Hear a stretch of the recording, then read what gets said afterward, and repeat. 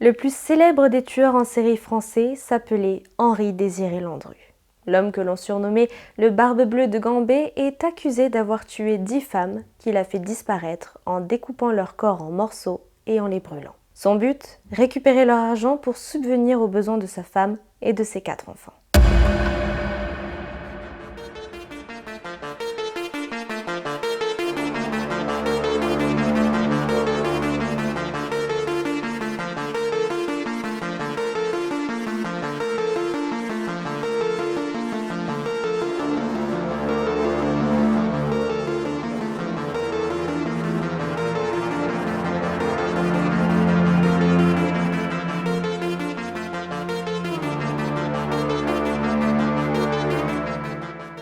En 1917, le maire de Gambé reçoit une lettre de Madame Pelat. Cette petite dame, plutôt inquiète, demande s'il est possible de lancer des recherches pour retrouver sa sœur, Anna Colomb. Elle devait se marier avec un certain Monsieur Dupont, habitant de Gambé, et dont elle n'a plus aucune nouvelle. En pleine période de guerre mondiale, des milliers de soldats meurent dans les tranchées et la disparition d'une jeune femme ne semble pas être bien importante aux yeux du maire qui range alors le courrier sans lui accorder plus d'importance. En 1919, la guerre est finie et le maire de Gambé reçoit alors une nouvelle lettre. L'auteur s'appelle Marie Lacoste et elle aussi à son tour demande des nouvelles de sa sœur Célestine Buisson qui aurait séjourné à Gambé avec un certain Frémillet. Le maire réfléchit quelques secondes, mais il est formel. Il ne connaît pas de Madame Buisson ni de Monsieur Frémillet. Marie Lacoste, qui était contre ce mariage et avait mis en garde sa sœur, poursuit en écrivant dans sa lettre qu'elle a vécu quelque temps avec le couple dans une maison à Gambé et qu'elle connaît donc l'emplacement où sa sœur séjournerait.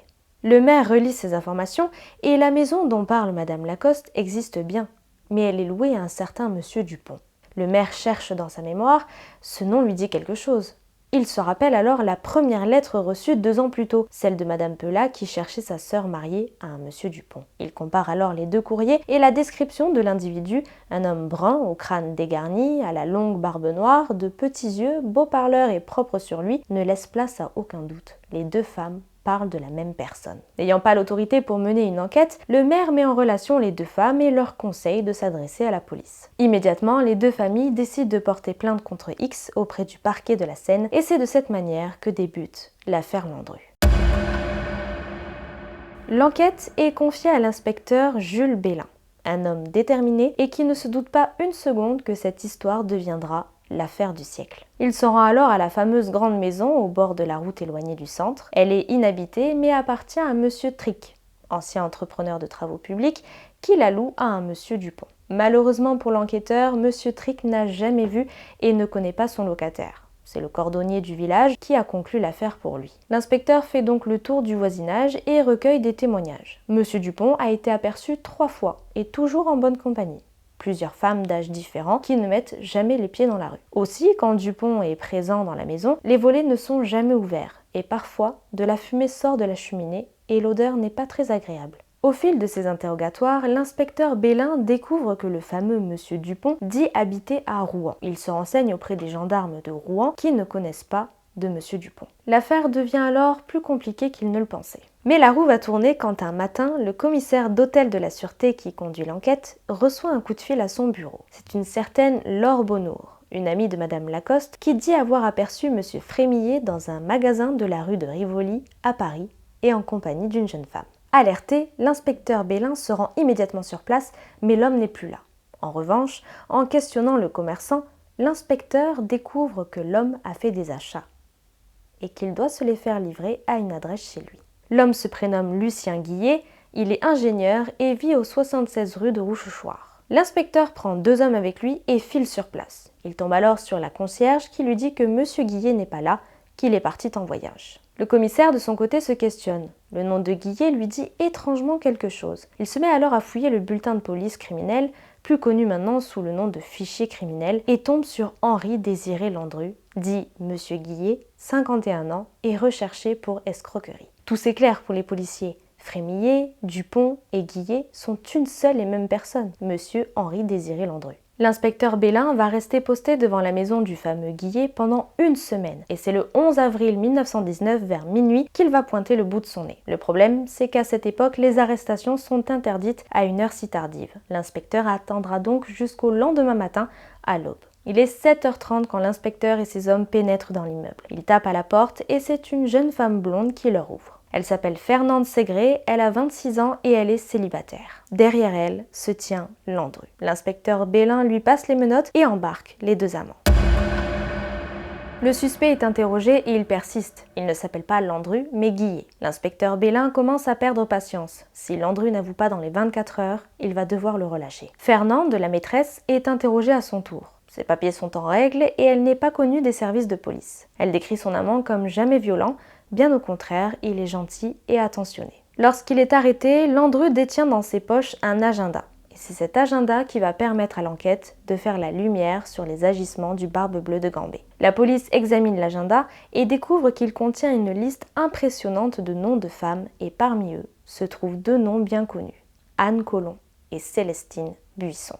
Le commissaire d'hôtel décide alors de faire une perquisition chez Landru. Dans l'appartement rue Rochechouart, les policiers trouvent beaucoup de paperasse, des lettres, des factures, des notes, mais surtout un permis de conduire ainsi qu'un contrat de location pour un garage à Clichy au nom de Landru. Le commissaire remonte rapidement le casier judiciaire du suspect et découvre qu'il est fiché depuis 1904 pour au moins 4 condamnations pour escroquerie. De plus, il n'a pas pu être arrêté. Il est donc en cavale. Landru voit sa garde à vue se prolonger. Après toutes les preuves contre lui, Landru capitule. Il avoue s'appeler Henri-Désiré Landru. Il justifie le fait qu'il ait dissimulé son identité car il est un escroc et qu'il est recherché.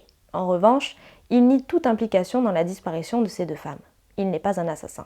Le commissaire le confronte avec le carnet regroupant une liste de noms. Landru affirme qu'il est brocanteur et que cette liste représente les clientes avec qui il a marchandé. Il achète et revend des meubles qu'il stocke dans son entrepôt à Clichy. D'ailleurs, pendant toutes ces manigances, il racontera le même mensonge à sa famille, allant jusqu'à demander à son propre fils de l'aider à ramener les meubles de ses victimes dans son entrepôt. À ce stade de l'enquête, Landru a réponse à tout. Cet homme coriace ne lâchera rien. La deuxième journée de garde à vue s'écoule et le commissaire n'arrive pas à tirer quelque chose de son suspect. Il décide donc d'emmener Landru dans la maison de Gambé. En perquisitionnant, la police découvre une boîte à bijoux avec inscrit des initiales C comme Célestine et L comme Lavie, son nom de jeune fille. De plus, en dessous de la boîte, il y avait une étiquette avec écrit Bayonne. Or, il se trouve que c'est la ville de naissance de Célestine. Après avoir fait une enquête approfondie sur le carnet de Landru, la police relève des noms de femmes. Jeanne Cuchet, ainsi que son fils André, Thérèse Labordeline, Marie-Angélique Guillain, Berthe Anna Éon, Anna Collomb, André-Anne Babelé, Célestine Buisson, Louise-Joséphine Jaume, Anne-Marie Pascal et Marie-Thérèse Marchadier.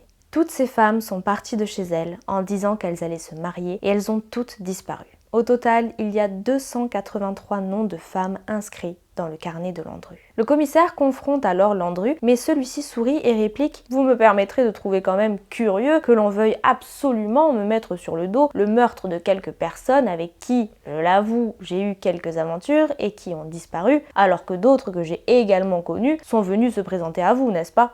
En effet, depuis que la presse est au courant de l'arrestation de Landru, le juge reçoit des lettres de femmes prêtes à témoigner contre lui. Elles font partie de la liste et elles sont bien vivantes, ce qui constitue un très bon argument pour Landru.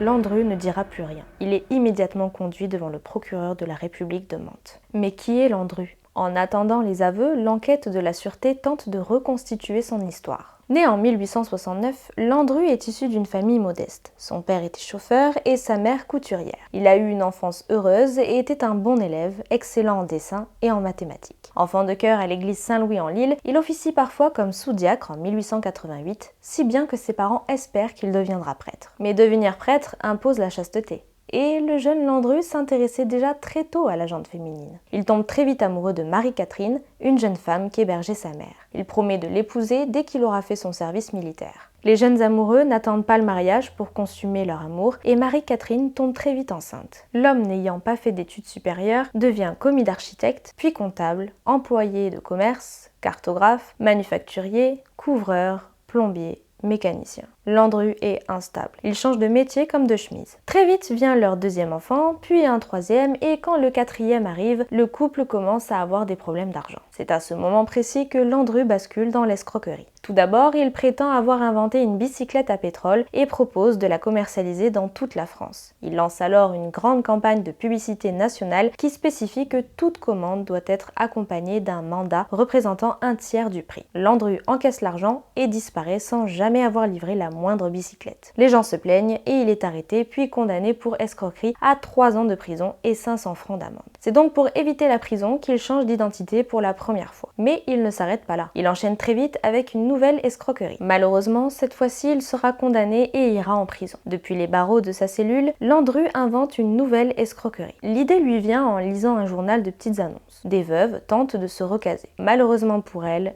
deviendront sa prochaine cible. Dès sa sortie de prison, Landru publie une annonce dans laquelle il recherche l'âme sœur. Une jeune femme du nom de Jeanne Isoré tombe dans le panneau. Landru lui promet le mariage tout en lui soutirant 10 000 francs avant de disparaître. La femme porte plainte et Landru retourne en prison. Il ressort en 1912 et monte une nouvelle escroquerie. Il achète un garage qu'il revend tout de suite sans avoir payé le précédent propriétaire. La justice l'identifie comme l'auteur de faits et il prend la fuite. Malgré son absence, il est jugé et condamné pour 4 ans de prison. S'agissant de sa 3e condamnation à une peine de plus de 3 mois, il est condamné à être déporté à vie au Bagne en Guyane où les conditions de vie sont extrêmement difficiles. À cette nouvelle, Landru, qui est toujours en cavale, ne peut plus prendre le risque d'être de nouveau reconnu par ses victimes car il fait l'objet d'une quinzaine de plaintes. Après 14 ans d'escroquerie, Landru prend une nouvelle direction qui le conduira à devenir le pire des criminels. Jeanne Cuchet est sa première victime.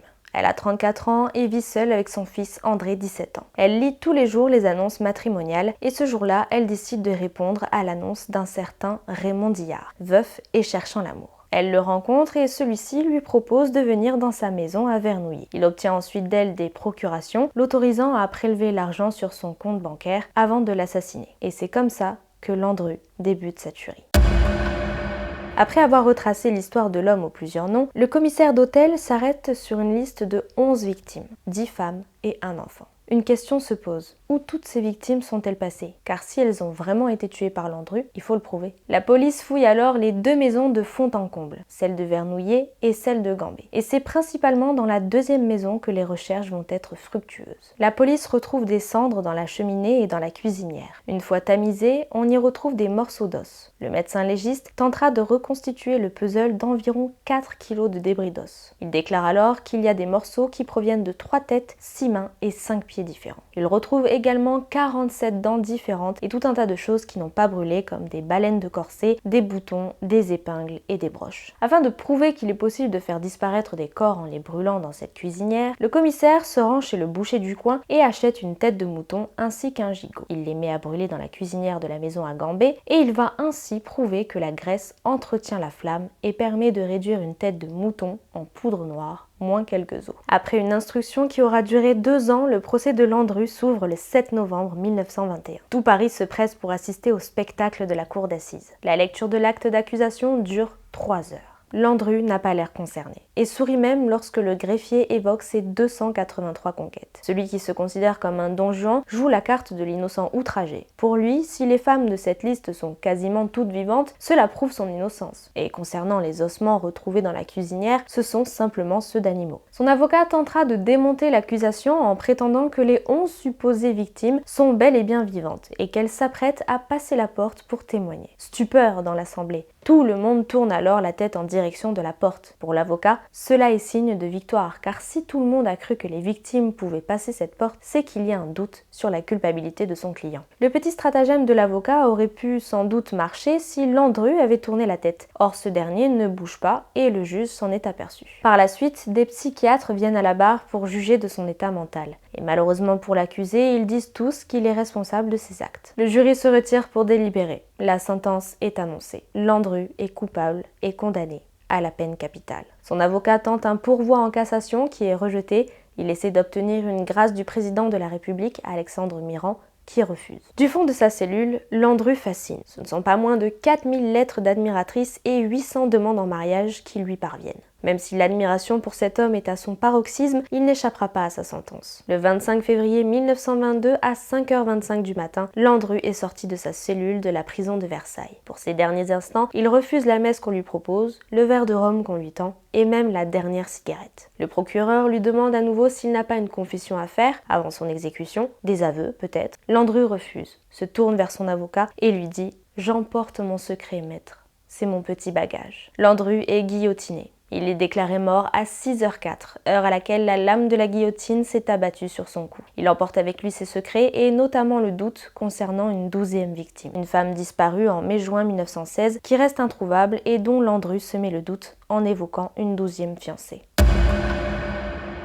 Un siècle après sa mort, la renommée et la folie de ce meurtrier aux 90 pseudonymes n'ont pas quitté les esprits. Cet escroc, dont le seul mobile était de subvenir aux besoins de sa famille en volant des femmes, a inspiré beaucoup d'artistes puisque de nombreux livres et films retracent son histoire. Charles Trenet écrira une chanson dans laquelle il raconte avec humour les horreurs de Landru, 41 ans après son exécution. Ce type de personnage nous rappelle aussi le documentaire Choc nommé L'arnaqueur de Tinder, produit par Netflix et qui met en lumière l'histoire de jeunes femmes manipulées par un homme aux noms multiples qui leur soutirait de l'argent après les avoir séduites via une application de rencontre. Mesdames, rangez vos portefeuilles car s'il est bien garni, vous risquez d'attirer quelques rapaces. Cette vidéo est maintenant terminée. J'espère que l'histoire du premier tueur en série français vous aura plu. Je vous laisse me dire en commentaire ce que vous avez pensé de cette affaire. Je vous invite également à soutenir la chaîne en vous abonnant si ce n'est pas déjà fait et à lâcher votre meilleur pouce bleu. Quant à moi, je vous souhaite une excellente semaine et je vous dis à très vite pour un nouveau scène d'horreur.